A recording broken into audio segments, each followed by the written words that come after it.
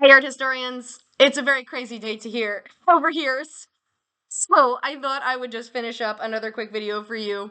Moon is joining us and he really, really wants snuggles. So please pardon all of the interruptions for this week. It's definitely chaotic. So let's talk about the second unit. We are now moving into the Indigenous Americas. So we are in Module 6. Art of Africa Part 2, and Native North America Part 1, and this is Indigenous Americas 1, 6.04, The Art of the Western and Southwestern Nations. What do you think about that, Mooney? Very good boy. So we've got 8 core works and 3 supplemental works here for this unit. These works range in date from around 10,000 BCE, and then we move into a little bit of a view of 16th century European contact and context, as well as 19th century forcible relocations through to today. So we are looking at a lot of different locations. The Western nations include the Shoshone tribe, which is in Idaho, Utah, Nevada, and Wyoming. As well as the Ute nations in Colorado, Utah, New Mexico. We have the Paiute nations in Nevada, Utah, and California, the Pomo Nation in California. And then the southwestern tribes, we have the Hopi in Arizona, the Navajo in Arizona, New Mexico, Colorado, and Utah, the Zuni in New Mexico, the Apache in Arizona and Mexico and Texas, and we have the Pueblo in New Mexico and Arizona, the Yuma in Arizona and New Mexico, the Havasupai and Halaupai in the Grand Canyon as well as Arizona, and the Tohono O'odham in Arizona and New Mexico. Moon, what are you doing, bub? Come on now.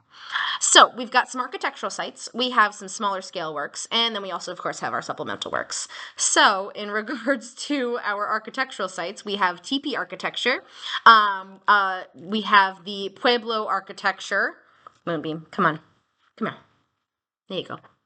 We have, in our smaller scale works, we have animal hide paintings, we have a quilled war shirt, we have a cradle board, an eagle feather war bonnet, as well as Pueblo pottery and polychrome jars. Okay, well, you can go down now. Then, for our supplemental works, we have the Standing Bears Battle of Little Bighorn, Harry Bethel's Basket Bowl, and the Pawnee Bear Clay Necklace. So, the Western and Southwestern nations include a variety of tribes, the Navajo, the Hopi, the Pueblo, the Zuni, and each of these, as you have seen in a lot of these different areas, come with distinct artistic traditions as well as cultural practices.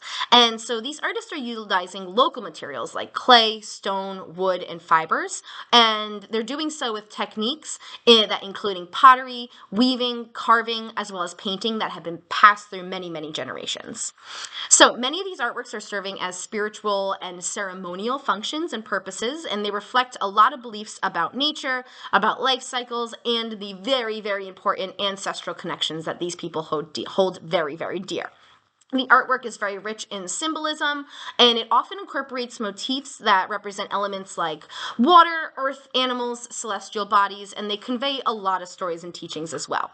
So Southwest pottery, particularly from the Pueblo tribes, is very renowned for its intricate designs and details and use of natural pigments. Maria Martinez is a more modern artist who did a lot of work in this area. I put a link to a video about her in the Carpino corner I encourage you to check out. There are a lot of techniques with this pottery that includes coil building, outdoor firings that are very, very traditional to these people. And then we have Navajo textiles, which are famous for their quality, their design, and they often feature a lot of geometric patterns with a lot of vibrant colors. And so weaving is a very crucial and very cultural practice, with a lot of rugs and blankets serving as both functional and decorative artworks. In the Hopi culture, we have Kachina dolls that represent spiritual beings, and they are used to teach children about these Kachina spirits as well as their significance within the ceremonies that they conduct. Baskets are coming from tribes like the Zuni and the Hopi, and they showcase a lot of intricate designs and are often used in rituals or as functional items as well.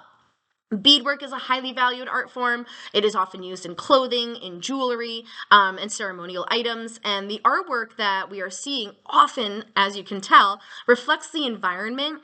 It draws inspiration from landscapes, plants, and animals that are very native to the region.